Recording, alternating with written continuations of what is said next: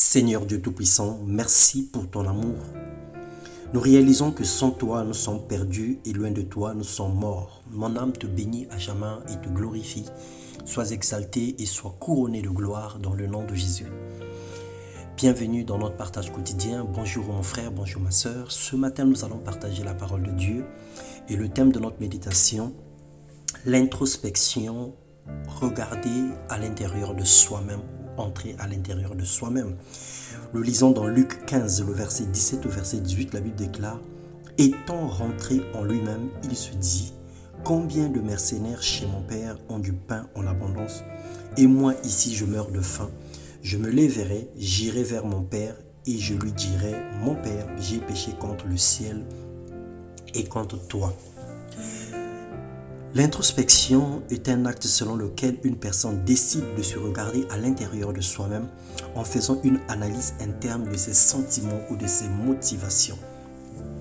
Notre Dieu vit dans nos cœurs, il fait de notre corps le temple de son esprit. Chaque fois qu'une impureté pénètre notre âme, sa maison devient sale et inhabitée. À cause du péché, son esprit nous quitte ou s'attriste. Dans 1 Samuel 16, le verset 14, la Bible déclare que l'Esprit de l'Éternel se retira de Saoul et celui-ci fut tourmenté par un mauvais esprit envoyé par l'Éternel. Cet exemple, cette histoire nous montre que le Saint-Esprit ou l'Esprit de Dieu peut nous quitter et cela laisse que les souffrances ou encore il peut être attristé, il peut être inactif parce que nous lui avons rendu la vie difficile. La vraie et la réelle repentance commence par une prise de conscience interne, un regret sincère et amer de ses fautes, une reconnaissance totale de sa part de responsabilité. Cette attitude fait naître l'humilité qui conduit à demander pardon à la fois à Dieu et à toute personne à qui nous avons causé du tort.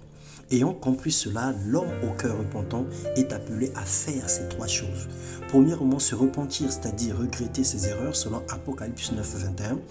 Ensuite, confesser devant Dieu ou publiquement suivant les cas, Acte 19, 18.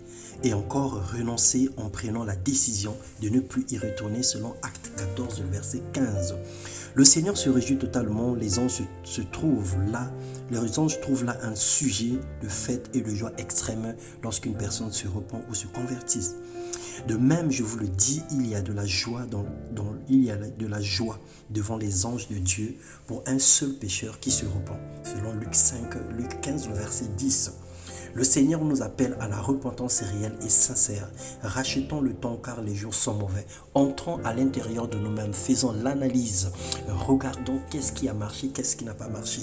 Regardons à l'intérieur de nous-mêmes sans pourtant qu'il y ait un jugement, sans pourtant qu'il y ait des remarques, sans pourtant qu'il y ait des personnes qui viennent nous parler de notre vie. Mais regardons à l'intérieur de nous-mêmes, réfléchissons et faisons l'introspection. Alors que cela nous conduise à la repentance, que cela nous conduise au changement, à la conversion réelle dans le nom puissant de Jésus-Christ. Dieu nous veut purs et saints, Dieu nous veut propres et justes. Le Seigneur nous emmène dans son amour, dans sa divine présence et le Seigneur veut faire de nous des instruments par lesquels son nom doit être glorifié.